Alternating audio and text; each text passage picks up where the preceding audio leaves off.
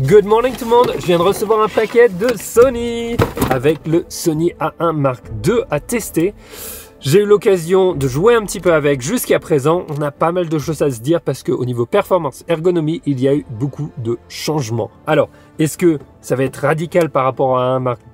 Est-ce qu'il va devenir obsolète? Est-ce que les gens vont tous vouloir l'upgrader d'un A5 ou d'un A7 IV à un Mark II? Eh ben, ça va être une question qu'on va se poser ensemble parce que il n'est pas donné. Donc, on va voir si ce petit update vaut le coup ou pas. Allez hop, c'est parti.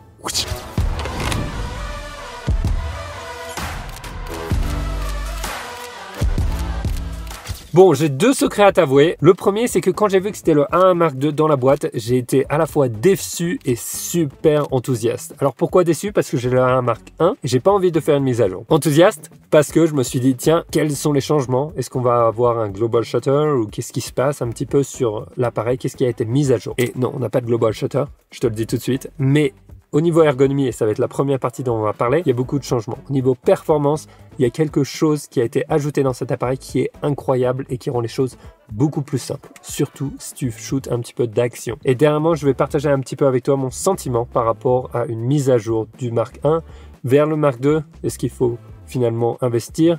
Et si tu viens d'un autre appareil aussi. Mon deuxième secret, j'ai pas oublié, c'est que je viens de partir dans la nature avec cette voiture. Je viens littéralement de dormir dans la voiture pour tester l'appareil. Donc, j'ai un appareil de pré-production dans les mains et j'ai passé quelques jours à le tester. D'accord? Je vais peut-être passer encore une nuit dans la voiture. On va voir. Ça dépend si j'arrive à voir les aigles que je veux ou pas. Premièrement, ergonomie, qu'est-ce qui a changé? La première chose qui a changé, c'est le corps de l'appareil. Le corps de l'appareil a clairement changé puisqu'on se retrouve avec un design qui est similaire au A9 Mark III. Donc, on a un petit arrondi à l'avant, alors que sur le A1 Mark I, tu vois, on ne l'a pas. C'est beaucoup plus un petit peu carré, j'ai envie de dire. Maintenant, on a des arrondis un petit peu plus prononcés, surtout là où il y a la partie déclenchement. Le deuxième grand changement qui va faire plaisir à beaucoup de gens, ça va être finalement notre écran pivotable à plusieurs directions. C'est-à-dire qu'on peut le faire pivoter comme ça, alors que sur le A1 Mark I, si tu te rappelles, on a simplement l'écran pivotable de cette manière. Ce qui était très limitant pour des positions un petit peu verticales, un petit peu basses. Je t'avoue que dans pas mal de positions, c'était un petit peu difficile de voir ce qu'on va faire. Maintenant, avoir l'appareil comme ça, je trouve ça très pratique. Le désavantage par rapport à ça, c'est que ça rend l'appareil à peine plus large, mais pas beaucoup. Tu vas voir, c'est pas non plus un énorme changement. L'autre changement que j'ai rencontré directement, ça va être sur la petite molette là. D'accord? La petite molette a changé. On se retrouve avec le même design que sur les A7 IV, les A7R5 et le A9 III. C'est-à-dire qu'au lieu d'avoir une molette comme ça et après de changer un petit peu la manière, les modes pour arriver en mode vidéo ou en mode photo, les changements se font avec la petite molette là. Ce qui est très pratique d'une certaine manière et moins pratique d'une autre. Ça va vraiment dépendre de ton utilisation. Maintenant, une de mes surprises, c'est qu'ils n'ont pas changé le petit bouton pour bloquer finalement cette molette et j'aurais bien aimé qu'il le fasse. Pourquoi? Parce que la mienne, le petit clic-clic, se bloque de manière assez régulière lorsque je l'utilise. Donc c'est quelque chose que littéralement je n'utilise plus sur mon appareil. Maintenant, au niveau des autres boutons, à l'arrière, rien n'a changé honnêtement. Les boutons, ce sont les mêmes, mais il y a un nouveau bouton qui est à l'avant, qui est le même que sur le A7 IV, qui est ce petit C5 que tu peux programmer pour le mettre en speed boost. Ça va te permettre d'augmenter ta vitesse d'obturation, par exemple, très rapidement à une autre cadence. Donc imagine, tu es en single shot et tu prends des photos à une image à chaque fois que tu appuies. Tu peux appuyer là-dessus et tout d'un coup passer en rafale à 30 images par seconde ou 15 images par seconde. Très pratique. Mais la première chose que j'ai fait, c'est en fait, le deuxième jour, je l'ai changé pour le mode pre-capture. Et ça, on va en parler très bientôt parce que c'est un mode incroyable. Donc assure-toi de regarder cette vidéo jusqu'à la fin parce qu'on a encore beaucoup de choses à dire. Au niveau des connectiques, eh ben en fait c'est la même chose, elles sont juste organisées un petit peu différemment. Si tu regardes par rapport à un, rien n'a changé. On a toujours du HDMI à pleine taille, on a le multi, on a le chargeur, on a les prises audio entrée sortie. Bref, pareil pour les cartes mémoire, pas de changement. Batterie, pas de changement. Merci Sony de ne pas changer les batteries. Je me rappelle encore que Canon sur le R5 Mark II vient de changer les batteries et c'est assez frustrant, je pense. Tiens, d'ailleurs, je parle beaucoup et je parle de mon utilisation de A1 Mark I, mais si tu ne me connais pas, mon nom est Pierre Telembert, je suis un photographe d'aventure et de voyage et je suis le créateur de la méthode de 30 jours pour des photos pro, une méthode pas à pas pour faire progresser ton œil de photographe, pour transformer la manière dont tu approches la photographie afin que tu prennes des photos que tu aimes, quel que soit ton matériel. Il y a un petit lien dans la description si tu veux participer à la prochaine session. Ce qu'il faut comprendre, c'est que je partage sur cette chaîne YouTube des aventures photos et des tutoriels depuis des années, donc tu peux t'abonner pour en voir plus. Mais j'ai vraiment eu l'occasion de tester le A1 dans multiples conditions, que ce soit sous l'eau, que ce soit sur l'eau. C'est vraiment un appareil que j'ai pris et emmené partout. Donc voilà, juste pour que tu aies un petit peu de contexte, je ne suis pas amusé juste à prendre des photos de poupées dans un studio. Il s'agit vraiment d'une utilisation forcée du A1 et j'essaye de faire la même chose sur quelques jours, bien entendu, avec le Mark II. Alors, dans la boîte, il y avait deux éléments qui étaient assez nouveaux pour moi. On avait un chargeur, en fait, avec deux batteries, d'accord, un chargeur dual qui va être aussi vendu apparemment de manière individuelle, mais j'ai trouvé ça intéressant et je comprends pourquoi, parce que tu vas voir quand je parle de la performance, la batterie est partie assez vite quand j'ai utilisé certains modes, d'accord. Le deuxième petit élément, c'est ce petit œillet. Alors pour tous ceux qui trouvent que ça fait un peu mal aux yeux, il y a un nouvel œillet qui est inclus dans la boîte qui va te permettre d'avoir finalement quelque chose de plus agréable, de plus mou autour des yeux. Voilà, si tu es prêt, on sort tout de suite et on va parler un peu de performance. Alors parlons performance, j'ai pas mal de notes qui agissent aussi en tant que réflecteur en ce moment même. Alors, en fait, le Sony A1 II a le même capteur que le Sony A1.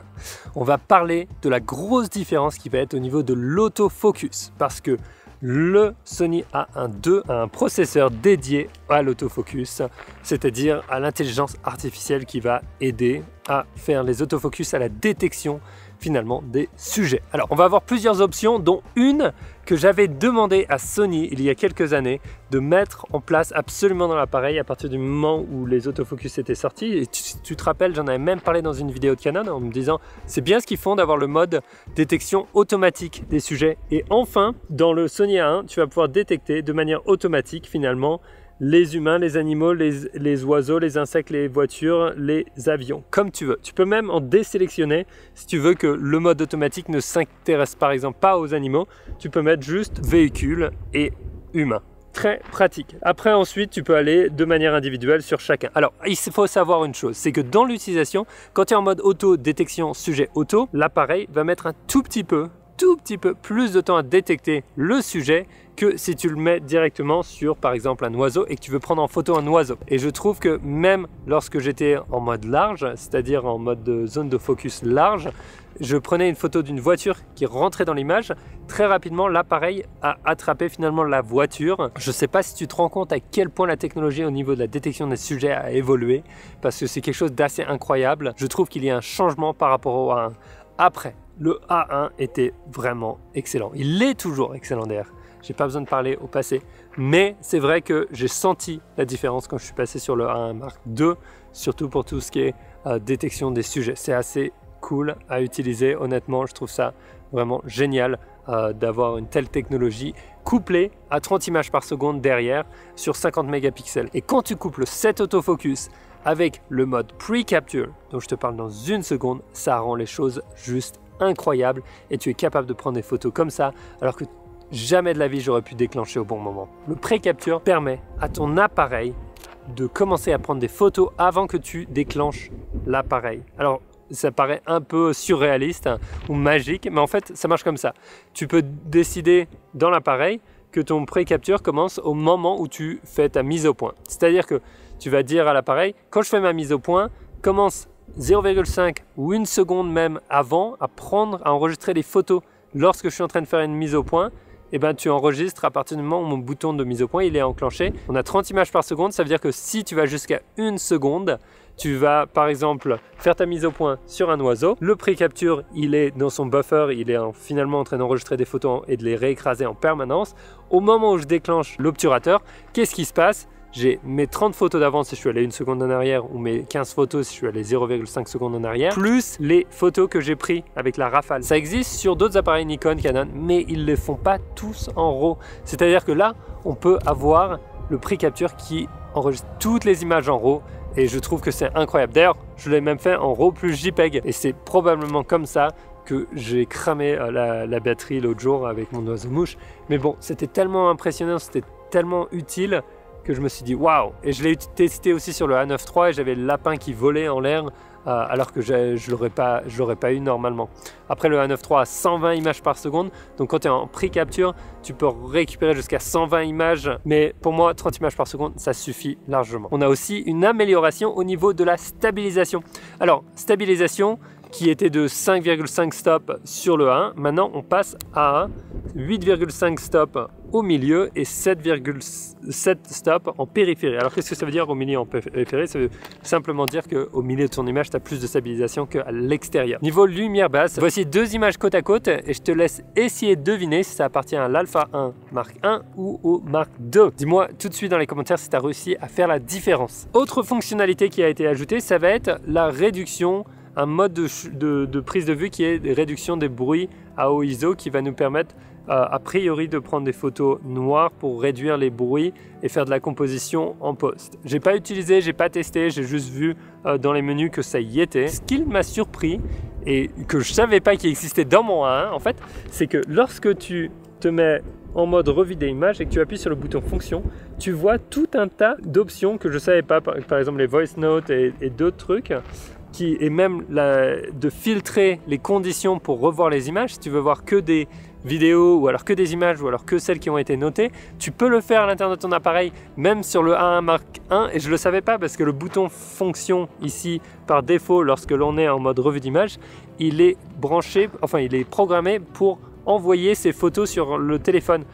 Mais en fait, tu peux le désactiver et simplement le remettre pour les fonctions. Et là, tu vas voir toutes les fonctions apparaître et j'ai trouvé ça génial de découvrir sur mon appareil parce que je me suis dit, ah mince, il y a ça sur le Mark II, je vais peut-être vouloir upgrader, mais en fait non, après avoir regardé, j'ai fait, ah mais en fait, c'est aussi présent sur le mien. Maintenant, niveau vidéo, je vais en parler rapidement. Le A1 est un appareil extrêmement polyvalent qui peut tout faire en vidéo, du 4K 120 images par seconde avec 10% de crop, du 8K 30 images par seconde, 24 images par seconde, 4:2 10 bits, enfin bref, c'est un appareil assez incroyable au niveau vidéo. Personnellement, je ne l'utilise pas principalement pour la vidéo, j'utilise mon A7S III, mais c'est une vraie bête au niveau vidéo. Et maintenant, on a aussi la capacité d'avoir ce qu'on appelle le auto framing, qui va être finalement de refaire un crop pour recadrer une image et le suivre dans l'image. Donc comme ça existe sur d'autres appareils, maintenant c'est disponible dans le A1 Mark II. Dernière chose que j'ai oublié, c'est que tu peux aussi importer tes LUT et revoir tes clips avec le LUT directement appliqué. Pratique pour certains. Maintenant, parlons de la chose la plus importante, le prix.